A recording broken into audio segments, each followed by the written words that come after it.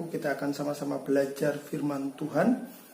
Dan sebelum kita melakukan pembelajaran, kita akan berdoa. Bapa di surga, kami mengucap syukur kesempatan yang telah Engkau berikan untuk kami boleh kembali belajar. Biarlah kasih anugerah-Mu, hikmat yang datangnya daripadamu Tuhan, turun menguasai kami semua yang menonton video ini. Sehingga Tuhan Yesus, kuat kuasa Roh Kudus-Mu menjamah setiap kami. Di dalam nama Tuhan Yesus Kristus, haleluya, amin. Nah, saudara-saudara, anak-anakku semuanya, kita akan sama-sama menyimak video ilustrasi yang ini.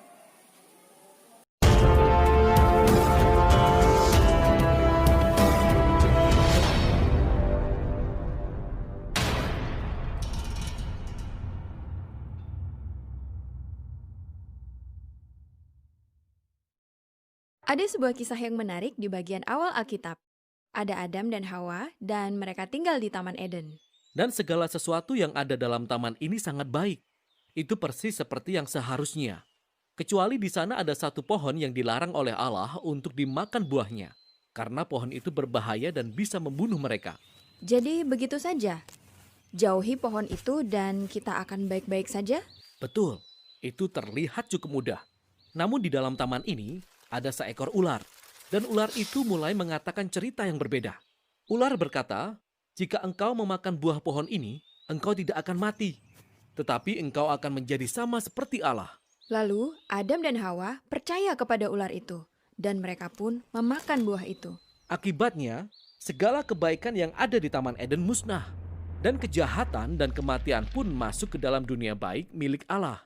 Nah, mengapa ada seekor ular yang bisa berbicara di dalam taman? Maksud saya, ini adalah sebuah masalah. Ya, ini sangat aneh. Yang lebih aneh lagi adalah Alkitab tidak menjelaskan mengapa atau bagaimana ular ini bisa ada di dalam Taman Eden. Alkitab hanya menyajikan ular sebagai ciptaan yang memberontak terhadap Allah dan menginginkan manusia untuk meragukan kebaikan Allah dan membawa mereka kepada jalan kematian. Apapun asal-usul ular itu, dia adalah sumber kejahatan yang menjalar ke dalam dunia dan kehidupan kita, bahkan sampai saat ini. Namun ada sebuah pengharapan di dalam kisah ini. Allah membuat janji yang sangat menarik kepada Adam dan Hawa. Bahwa kelak ada seseorang yang akan datang, dia keturunan Hawa. Dan orang ini akan datang dan akan meremukkan kepala ular dan menghancurkan kejahatan dari akarnya. Namun dalam peperangan itu, si ular akan meremukkan tumitnya. Jadi, itu seperti tindakan saling menghancurkan. Ya, ini merupakan janji yang aneh, tapi juga indah. Dan kisahnya menggantung di sana sampai pada peristiwa inti selanjutnya di dalam kisah ini. Yaitu ketika Allah memilih seseorang bernama Abraham. Allah berkata bahwa melalui keturunannya, kebaikan dan berkat akan dipulihkan kembali untuk bangsa-bangsa di dunia. Dari garis keturunan keluarga ini, akhirnya kita menemukan salah satu cicit Abraham yang bernama Yehuda. Yehuda menerima sebuah janji bahwa seorang raja akan lahir dari keturunannya dan seluruh bumi akan mengikuti raja ini. Dan dia akan membawa perdamaian dan harmoni dan akan ada banyak makanan, anggur, dan susu, serta kebun-kebun anggur.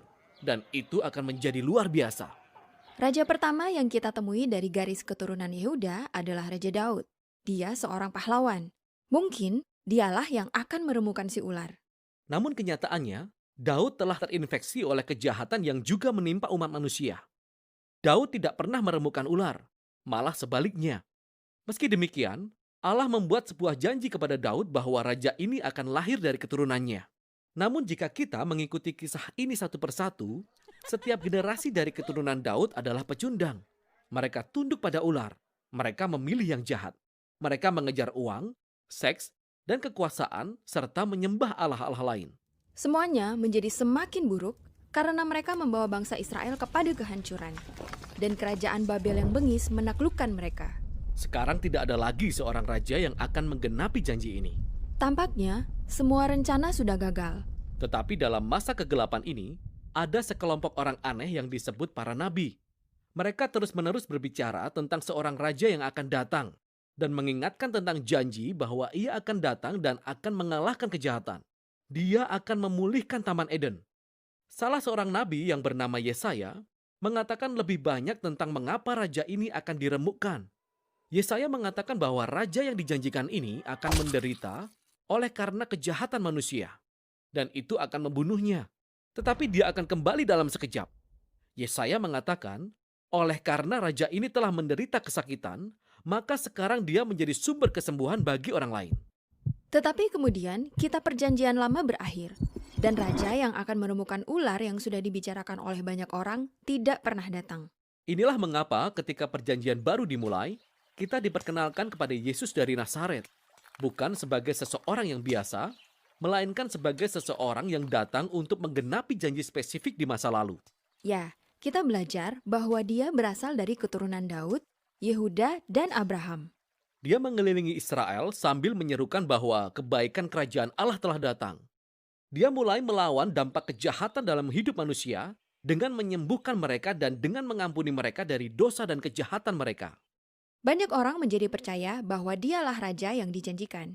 Tetapi Yesus mulai mengatakan kepada pengikut-pengikut terdekatnya bahwa dia akan menjadi raja dan membawa kedamaian dengan mengambil alih dampak kejahatan manusia ke dalam dirinya.